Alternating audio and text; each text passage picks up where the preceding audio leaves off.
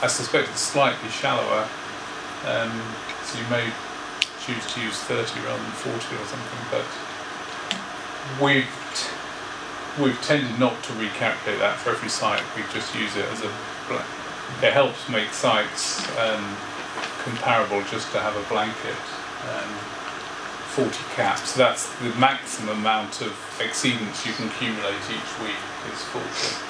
I guess if you've got different caps and different sites and you can't compare them. Yeah,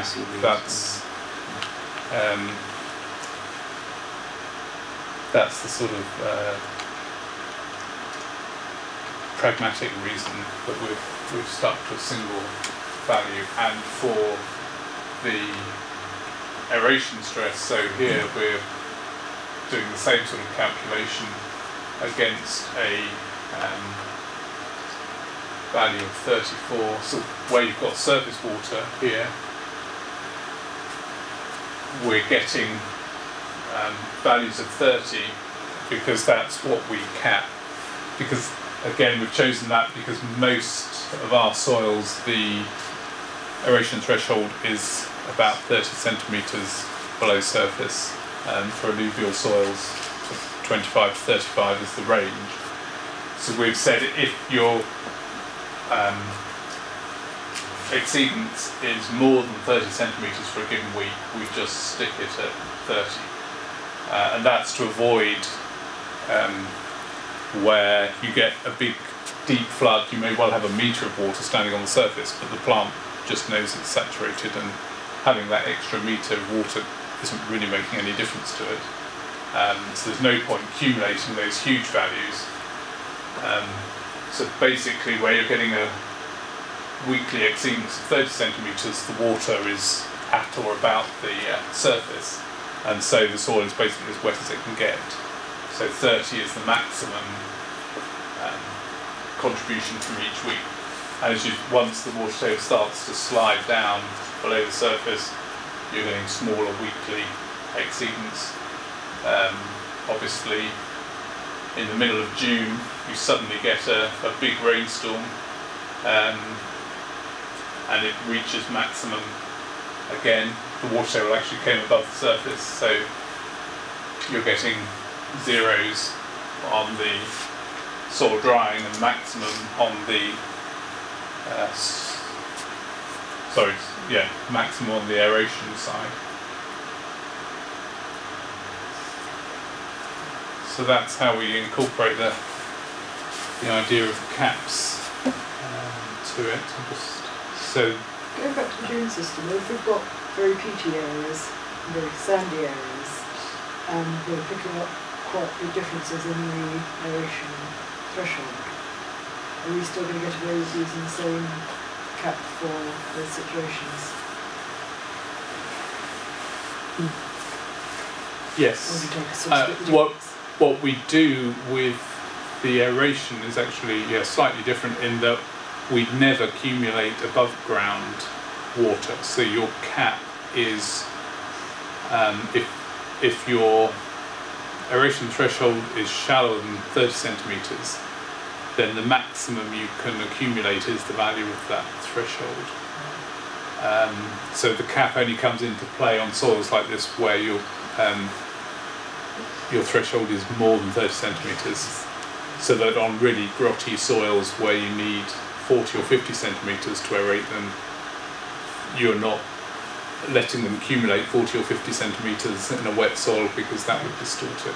Does that make it harder to compare it may aeration stress between the systems? So I was just looking at the figures that Henry calculated based on the soil course she took, and I think for one of those the aeration stress was 19, the aeration threshold was 19 below the surface.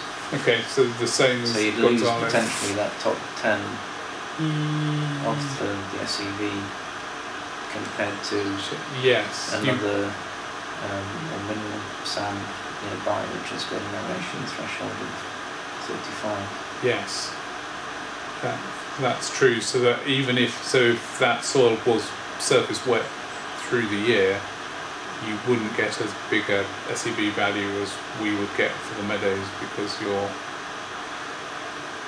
threshold is shallower. Trying to think through, is that a problem? I mean, that's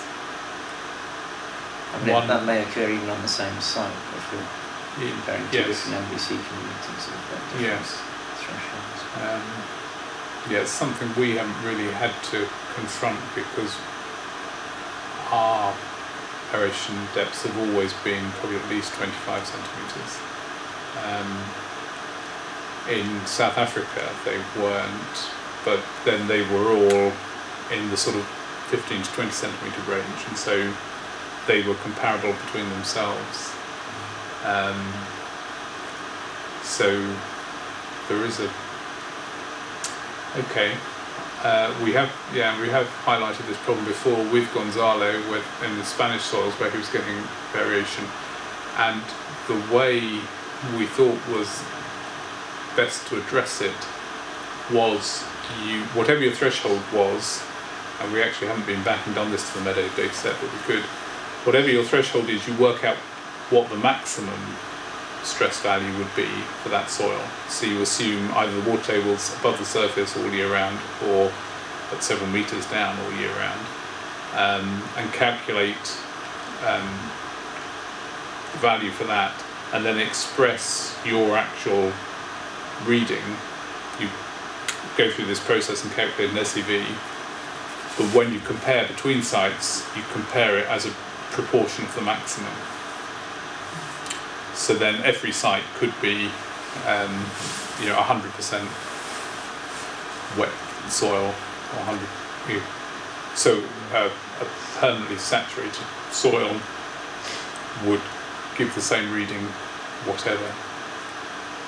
Yes, Gonzalo was doing that for Spain, but we haven't done it, but possibly should do for all our meadow data.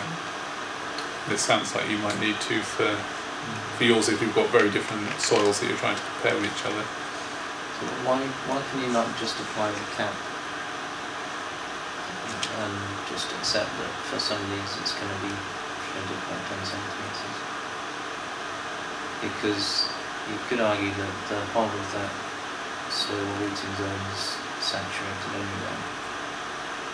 Is that just a simpler way of doing it?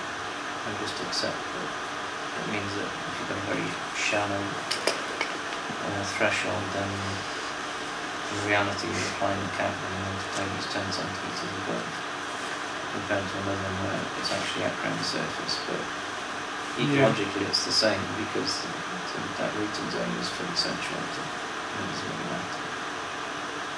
Yeah, I think that's what we're trying to say, is if the root zone is completely saturated, then ideally it should be scoring maximum stress at that just point. a long way round of doing what you can achieve by applying the same cap.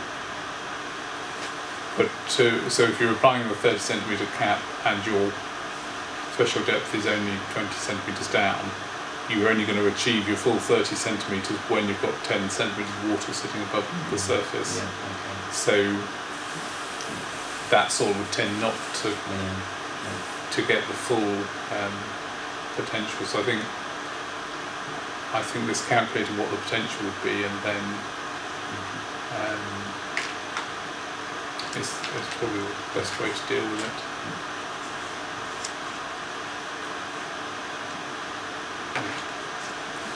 So to summarise these data, you then sum all these, and I presume she's done a correction for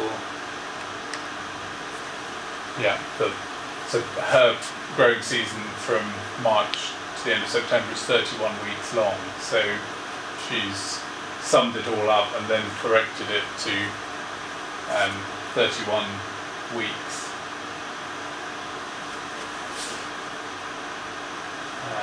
So she's got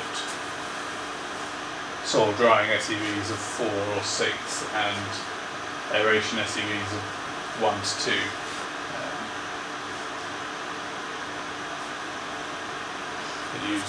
Used that cap. Yeah. So if you have got profiles that differ as you go down, it's really, if we're assuming the routing is in the top 20 centimetres, it's a sample from those top 20 centimetres that you need for your soil moisture release curve. In a way, it's less important what the texture and things do below that. So the thresholds need to be based on the moisture characteristic of that top layer. So where you've got really organic, almost peaty soils, then you need to set the thresholds according to them.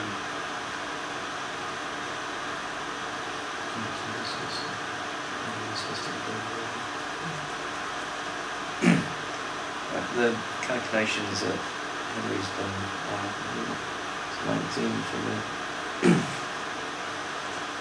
If you suggested we split the soils on organic content rather than by community, because that's a circular argument. So split them on the basis of the organic content into 3 classes. The low and the medium actually then came out at the same thresholds of about 34, and the high organic content came out at about 19.